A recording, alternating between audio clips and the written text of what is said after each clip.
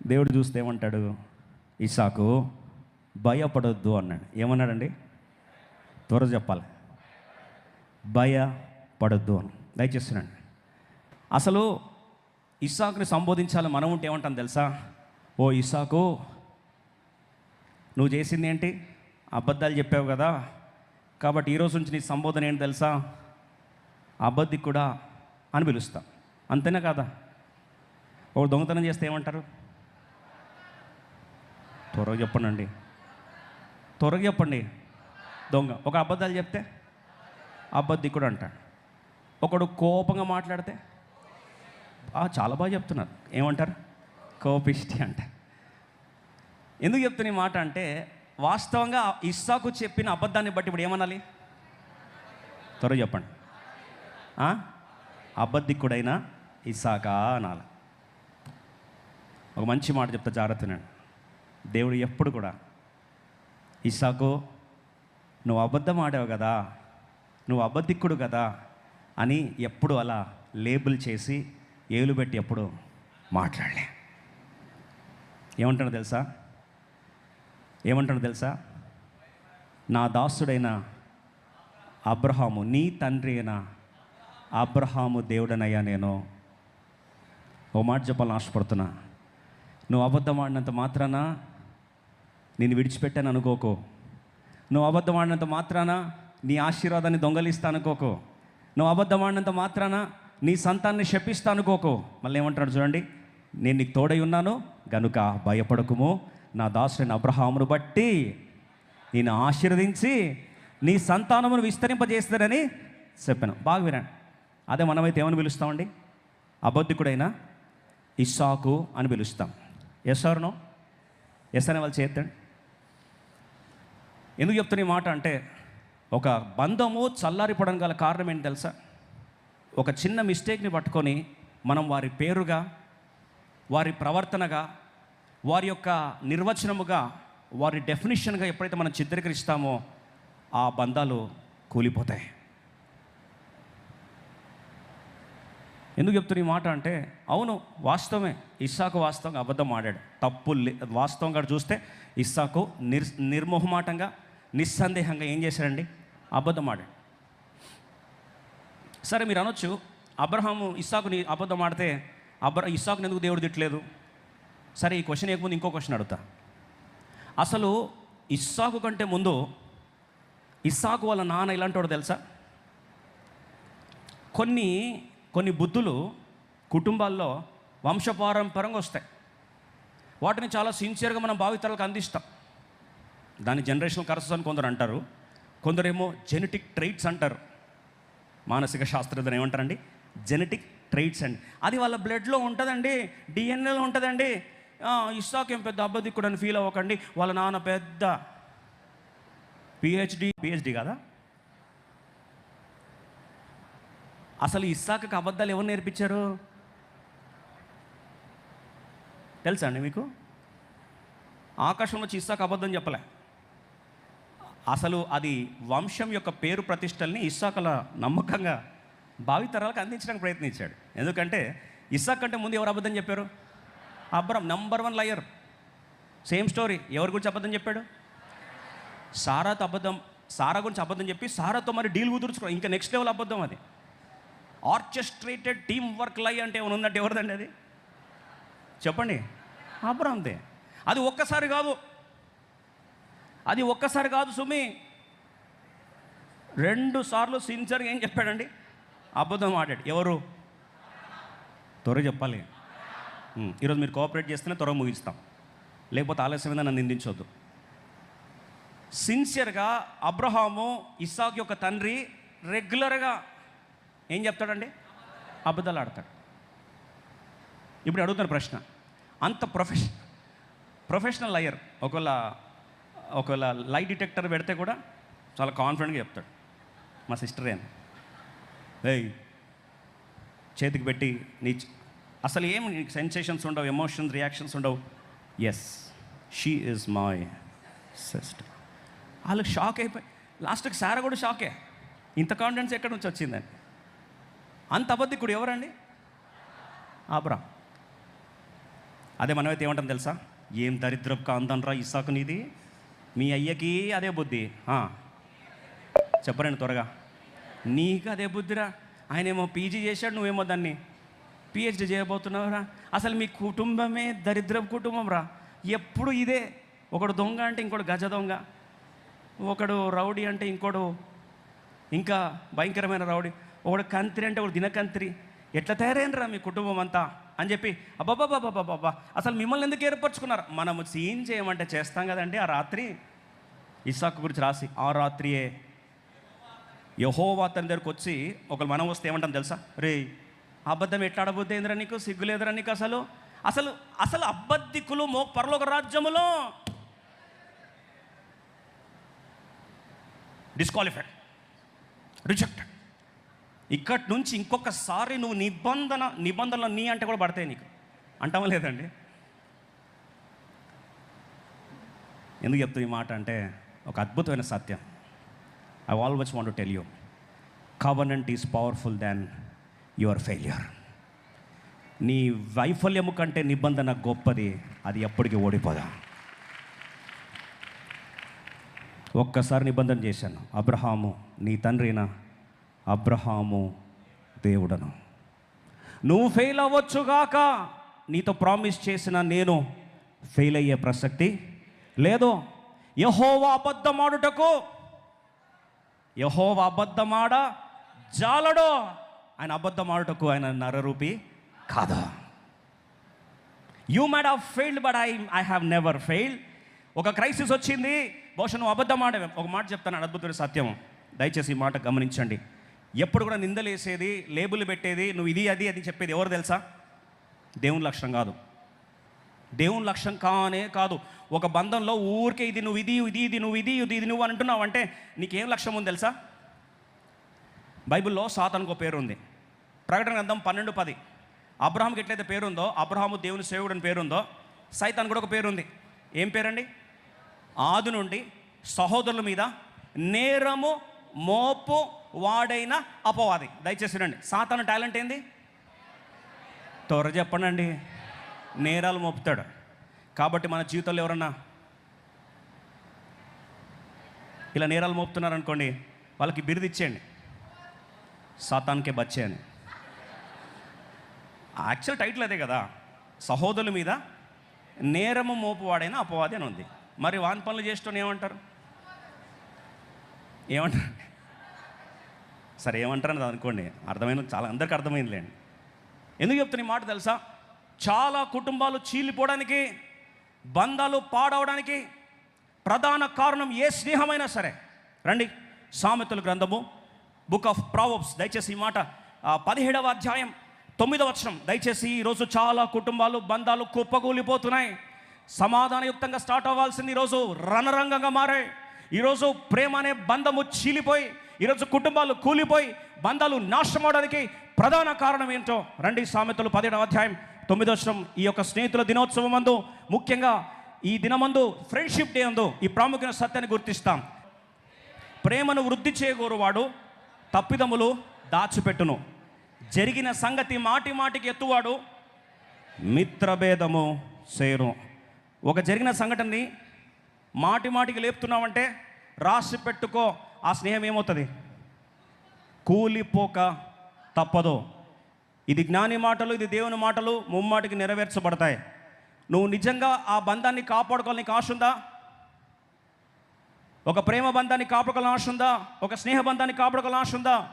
Bible సెలవిస్తుంది, మిత్రభేదము ఎప్పుడు వస్తుందంటే జరిగిన సంగతి మాటి మాటికి ఎత్తువాడు మిత్రభేదము చేయను. అయితే చూడండి, ప్రేమను వృద్ధి చేయకూరవాడు తప్పిదములు ఏం చేస్తాడు? దాచిపెట్టేస్తాడు. నీ బంధంలో మరొకసారి జ్ఞాపకం చేసి అడుగుతున్నా, నిజంగా నీకు ప్రేమ ఉంటే తప్పిదాలను ఏం చేస్తావు? త్వర చెప్పాలి, కప్పేస్తావు. మాటి మాటికి జరిగిన తప్పునే రిపీట్ చేస్తున్నావు అంటే రాసి పెట్టుకో, ఆ బంధము కూలక తప్పదు. దేవుడు వచ్చి ఇస్సాకుతో బంధం జ్ఞాపకం చేస్తూ, నీ నాన్నగారు స్నేహం ఆరంభించాడు, నా స్నేహము నీ తప్పుదాలు ఎత్తి చూపించే స్నేహం కాదు నాది. ఎందుకంటే ప్రేమ సమస్త పాపాలను ఏం చేస్తుంది? కప్పేస్తుంది. అబ్రహాము పాపాన్ని కప్పాను, ఈరోజు కొడుకు పాపాన్ని కూడా కప్పడానికే వస్తున్నా. ఇస్సాకు, నిన్ను కప్పేదే నా ప్రేమ. నీ తండ్రి ఏర్పరచుకున్న స్నేహానికి ఒకటే గుర్తు, నీ తప్పిదాలు ఏం చేస్తా? కప్పేస్తా. ప్రేమ సమస్త పాపాలను ఏం చేసిందండి? కప్పేసింది. అట్లని చెప్పి ప్రాబ్లం సాల్వ్ అవ్వాలి కదా. మరి ఇట్లా ఒక వ్యక్తి అబద్ధం చెప్తున్నాడంటే కప్పుకుంటూ పోతాను, అబద్ధాలు చెప్పుకుంటూ పో అని చెప్పలే. చూడండి, దయచేసి గమనించండి. ఎందుకు అబద్ధం చెప్పాడో కాజ్ దగ్గరికి వెళ్ళాడు. మనం అందరం సిమ్టమ్స్ దగ్గర హ్యాండిల్ చేస్తాం, కానీ దేవుడు సిమ్టమ్స్ దగ్గర హ్యాండిల్ చేయలే. దేని దగ్గరికి వెళ్ళాడండి? కాజ్ దగ్గరికి వెళ్ళాడు. సిమ్టమ్ ఏంటి? అబద్ధం ఆడాడు. కాజ్ ఏంటి? అసలు ఎందుకు అబద్ధం ఆడాడు? ఎందుకు అబద్ధం ఆడాడు తెలుసా? ఆయన జీవితంలో ఏమొచ్చిందండి? భయం వచ్చింది. ఆ భయం ఏంటంటే, నా భవిష్యత్తు అయిపోయింది, నా కుటుంబం అయిపోయింది, చివరికి నేనైనా బ్రతకాలి కదా, చివరికి నా ప్రాణం కూడా ఏం చేస్తారు వీళ్ళు? చంపేస్తారేమో అని ఆలోచన తనలో ఎలా మారిందండి? భయంగా మారింది. ఇప్పుడు భయంలో నుంచి ఏమొచ్చిందండి? అబద్ధం వచ్చింది. దేవుడు ఎక్కడ అబద్ధం గురించి మాట్లాడలే, కానీ 24 వచనంలో అంటాడు, ఇస్సాకా, ఇక మీదట నువ్వు భయపడతా. People have seen the words, but God saw the wounds behind the words. ప్రజలు మాటలు చూశారు, కానీ దేవుడు మాటల వెనకల దాగిన గాయాన్ని చూశాడు. ప్రజలు సిమ్టమ్స్ని, లక్షణాలు చూశాడు. ప్రజలు సిమ్టమ్స్, లక్షణాలు చూశారు. దేవుడు ఆ లక్షణం ఎందుకు వచ్చిందో కింద కారణాన్ని చూశాడు. ఇస్సాకు, నువ్వు ఎందుకు అబద్ధం ఆడావో నాకు తెలియదు అనుకోకో. నీ అబద్ధం గురించి నేను మాట్లాడను. అలా మాట్లాడితే నేను ఈ తండ్రి స్నేహితుడిని కాను. నా నిజమైన స్నేహం నిన్ను కప్పుతుంది. ఎక్కడ పోయినా నీ తప్పిదాన్ని కప్పడానికే వెంటాడుతుంది. కానీ ఎందుకు నువ్వు అబద్ధం ఆడావో సమస్యను మాత్రం పరిష్కరించడానికి నేనేం చేస్తా? ప్రయత్నిస్తా. ఎందుకు నువ్వు ఆడావో తెలుసా? వాస్తవంగా ఆ సిచ్యువేషన్లో ఏమయ్యావు? భయపడ్డావయ్యా. భయపడ్డ ప్రతి ఒక్కడు అక్కడ ఏం చెప్తాడు? అబద్ధమే చెప్తాడు. భయపడ్డ ప్రతివాడు ఏం చెప్తాడు? పారిపోతాడు. భయపడ్డ ప్రతివాడు ఏం చెప్తాడు? విశ్వాసంలో చల్లారిపోతాడు. నా భారం ఏంటంటే, ఇస్సాకు, నీ భయాన్ని నేను హ్యాండిల్ చేస్తానయ్యా. మీ నాన్న నా స్నేహితుడు, ఆయన ఈరోజు లేకపోయి ఉండొచ్చు. నీకు కౌన్సిలింగ్ చెప్పే ఆ యొక్క పెద్ద దిక్కు నీకు లేకపోయి ఉండొచ్చు. అబద్ధం ఆడిన మీ నాన్నను క్షమించాను. ఆ నాన్న కూడా ధైర్యాన్ని నింపాను. అబ్రహాము భయపడొద్దని చెప్పి ఏ ధైర్యాన్ని నింపానో నీకు కూడా అదే ధైర్యం నింపడానికి కొరకు వస్తున్నా. ఇస్సాకు, నువ్వు భయపడకు.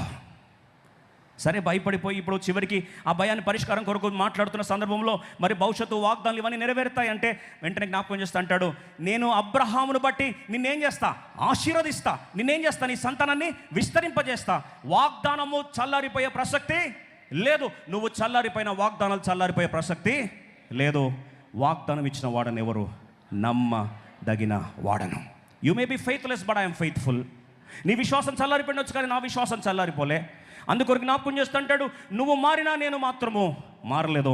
ఒక మాట జ్ఞాపకం చేస్తున్నా, రూట్ కాజ్ దగ్గరికి వెళ్ళి నీ సమస్య ఏంటో చూసి అది పరిష్కరించడానికి రాత్రి హుటాహుటిన పరిగెత్తుకుంటా వచ్చేసాను. ఈ రాత్రికాల సమయంలో ఈ ఉదయకాల సమయంలో మరొకసారి దేవుని సేవ జ్ఞాపకం చేస్తున్నా. అనేక సార్లు నీ జీవితంలో, అయ్యా నా జీవితంలో ఆ పలాని లక్ష్యాన్ని బట్టి, పలాని ప్రవర్తన బట్టి, పలాని అనకూడని మాటను బట్టి, ఆవేశంలో, గాయంలో, వేదనలో ఆ గాయాన్ని ఎవ్వరూ చూడలేదయ్యా. నా గాయాన్ని ఎవ్వరూ చూడలేదు. నేనన్న మాటనే పట్టించుకున్నారు, నా ప్రవర్తనే పట్టించుకున్నారు. కానీ అసలు ఏ పరిస్థితుల్లో నేను చేశాను, ఎందుకు అలా జరిగింది, కనీసం ఒక్క నిమిషం ఒక్కసారైనా సరే వెనుకలు తిరిగి చూసే నాదుడు లేదని బాధపడుతున్నావా? ఈరోజు మరొకసారి దేవుని సేవ జ్ఞాపకం చేస్తున్నా. Hour God is a God who never remembers your mistake. Hour God is a God who only remembers your covenant with him. మన దేవుడు నీ తప్పిదాన్ని జ్ఞాపకం చేసుకునే దేవుడు కాదు, నిబంధనను గుర్తు చేసుకునే దేవుడు. మరొకసారి చెప్తున్న జ్ఞాపకం దయచేసి గమనించండి. ఎప్పుడైతే ఇస్సాకును ప్రజలందరూ చూస్తే ప్రజలు ఏం చూశారండి? ప్రజలు ఏం గుర్తుపెట్టుకున్నారు? ఇస్సాకు ఒక అబద్ధికుడని గుర్తుపెట్టుకున్నారు. మరి దేవుడు ఏం చూశాడు? ఇస్సాకు భయంను బట్టి అలా చేశాడని గాయాన్ని అర్థం చేసుకున్నాడు. అబ్రహాము అబద్ధం ఆడేసరికి అందరూ చూసేవాళ్ళు తెలుసా? చివరికి ఈయన స్వార్థం కొరకు, ఈయన అబద్ధికుడు ప్లస్ స్వార్థం కొరకు కుటుంబాన్ని కూడా ఏం చేస్తాడు? తాకట్టు పెడతాడని చెప్తే అబ్రహాం గురించి దేవుడు ఏమన్నా తెలుసా? ఈయన నా స్నేహితుడు అన్నాడు. What a great testimony it is. పేతురు బొంకితే అందరు ఏమన్నారు, బొంకిన పేతురు, బొంకిన పేతురు. ఈ రోజు కూడా కొంతమంది దరిద్రం ఏంటంటే అప్పుడెప్పుడు ఒక్కసారి బొంకితే పాపం ఆయన ప్రతిరోజు బొంకిపిస్తాం మనం. ఎవరినండి? పేతురు బొంకాడు, పేతురు బొంకాడు. పాపం ఆయన అంటాడు, అరే ఒక్కసారి నేను బొంకితే మీరు ప్రతిసారి నన్ను ఎందుకు అంత. అయినా సరే మనం ఎట్లాంటి వాళ్ళం అంటే, పేతురు ఎన్నిసార్లు బొంకాడు? తిప్పి కొడితే 3 సార్లు. మనం పాపం ఆయనని 3 తరాలు కూడా, 3 తరాలు ఏం చేసామండి? ఏం చేసాం? బొంకిన పేతురు అని పెట్టేశాం. మరి దేవుడు పేతుని ఎలా చూశాడు? దేవుడు పేతుని ఎలా చూస్తాడు? ఒక మాట చెప్పనా? పేతురు ఏంటయ్యా నా గురించి ప్రజలు ఏమనుకుంటున్నారంటే, వెంటనే పేతురు అన్నాడు, ప్రభా నీవు సజీవుడైన క్రీస్తువు, నువ్వు దేవుని కుమారుడువు అని చెప్పేసరికి వెంటనే ప్రభు అన్నాడు, పేతురు ఈ దర్శనం మీద నేనేం చేస్తాను తెలుసా? సంఘాన్ని కడతాను, పాతాళపు ద్వారములు నిలవనేరు. ప్రత్యక్షతను మోసుకొని వెళ్తున్న పేతురులాగా చూశాడు, కానీ బొంకిన పేతురులాగా దేవుడు చూడలే. ఎస్ అని వాళ్ళు చేస్తాను. ప్రజలు ఎప్పుడు గతాన్ని బట్టి మాట్లాడితే, దేవుడు ఎప్పుడు భవిష్యత్తును బట్టి మాట్లాడే దేవుడు. సౌలును చూసినప్పుడు అందరూ ఏమన్నారు? హింసకుడు, దూషకుడు, హానికరుడు. ఇది వాళ్ళు ఇచ్చిన టైటిల్స్. ఎవరికి? సౌలుకి. పాపం అననీయ కూడా అంటాడు, ఏమన్నా తెలుసా? ప్రభా సౌలు గురించి నువ్వేమనుకుంటున్నావు? ఒకళ్ళు అననీయని అడిగామనుకోండి, ఎవరు హస్తనిక్షేపం చేసి అనే ఏమన్నాడు తెలుసా? హింసకుడు, దూషకుడు, హానికరుడు. ప్రభు అన్నాడు, ఈయన అన్యులకు, అన్యజనులకు నా సువార్తను మోసుకొని పోయే అపోస్తలుడు. అదేం ప్రభా, సింకే లేదు. మేమేమో టైటిల్స్ హానికరుడు, దూషకుడు ఇలాంటి మాటలు మాట్లాడితే, హింసకుడు అని చెప్తే, నువ్వేం చెప్తున్నావు? అన్యజనులకు అపోస్తలుడు. What a great honour! Is an apostle to the gentiles. తప్పిపోయిన కుమారుని ప్రజలందరూ ఎలా చూశారు తెలుసా? అంతెందుకని సొంత సహోదరు అంటాడు, ఈ దరిద్రుడు తీసుకెళ్ళి శాస్త్రంతా ఏం చేశాడు? వృధా చేసిన ఒక వేస్ట్ ఫెలో, ఒక వేస్ట్ గాడని మాట్లాడాడు. తండ్రి ఎలా చూశాడు? ఒక వేస్ట్ గాడని చూశాడా? ఇతడు నా కుమారుడు, తిరిగి వస్తున్న కుమారుణ్ణి చూశారు. సమరయ పట్టణంలో సమరయ స్త్రీని అందరూ కూడా చూస్తూ ఆవిడ గురించి ఎంత దుష్టంగా మాట్లాడుతున్నారంటే, ఎంత దుఃఖకరంగా మాట్లాడుతున్నారంటే, చివరికి ఆమె నీళ్లు తీసుకోవడం కొరకు మధ్యాహ్నం వచ్చింది. ఆమెకి ఇంతమంది భర్తలంట, అంతమంది భర్తలంట అని మాట్లాడుతూ ఉన్నారు. దేవుడు చూసి ఆమెను ఏమన్నాడు తెలుసా? సమరయ పట్టణాన్ని మార్చే సత్తగల స్త్రీగా చూశాడు. ఎంత పవర్ఫుల్ ఇవాంజలిస్ట్గా చూశాడంటే, మొత్తం సమరయ పట్టణాన్ని ఏం చేసిందండి? ఆమె మార్చేసే బిడ్డగా చూశాడు. ఒక సువార్థికురాలుగా చూశాడు. ఇంకో మాట చెప్పనా? ఒక ఆరాధికురాలుగా చూశాడు. ఏమన్నా తెలుసా? ఈ పర్వతం మీద మిమ్మల్ని నన్ను ఏం చేస్తారు? మీరు ఆరాధిస్తారు, ఆత్మతో సత్యముతో ఆరాధించే సమయము వచ్చి ఉన్నది. You are that worshipper. ప్రపంచమేమో గాయాలతో మాట్లాడితే, దేవుడేమో ఆమెను ఎలా చూశాడండి? ఆరాధికురాలుగా చూశాడు. పాపంలో పట్టబడిన స్త్రీ కదా అని చెప్తే, పాపం చేసిన వదిలేశారు. ఎంత భయంకరమైన తీర్పు కదా! అన్యాయమైన తీర్పు. ఆమెను తీసుకొచ్చి మేము అపవిత్ర పాపాత్రులైన స్త్రీ అని చెప్పి మాట్లాడుతూ ఉంటే, దేవుడు ఆమెను చూసి ఏమన్నా తెలుసా? అమ్మా అమ్మా అమ్మా. తెలుగు భాషలో అపురూపమైన పదం ఏంటండి? అమ్మా. దేవుడు అడ్రస్ చేసింది అలా అడ్రస్ చేశాడు. జక్కయ్యను చూసి సుంకపు గుత్తరాడు, పాపిష్టోడు, దుష్టుడు, ఆయన గురించి మాట్లాడమే కాదు అసహించుకొని పాపిష్టోళ్ళది ఇంటికి ఎందుకు వెళ్తున్నాడు అని ప్రజలందరూ మాట్లాడుతూ ఉంటే, లూకాసు వార్త 19:9 ఏమన్నా తెలుసా? దేవుడు, ఇతడు అబ్రహాము యొక్క కుమారుడు. He son of Abraham, my friend, నా స్నేహితుని యొక్క కుమారుడు. 19:9 త్వరగా చదవండి. లూక్స్ గాస్పెల్ చాప్టర్ 19:9 త్వరగా చదవండి. ఎందుకు చెప్తున్నా ఈ మాట అంటే, ప్రజలు చూసే కోణాన్ని బట్టి ఈరోజు కృంగిపోయిన ఓ సహోదరి సహోదరుడా, దేవుడిని ఇలా చూస్తున్నాడో మరొకసారి దేవుని సేవకు జ్ఞాపకం చేస్తున్నా.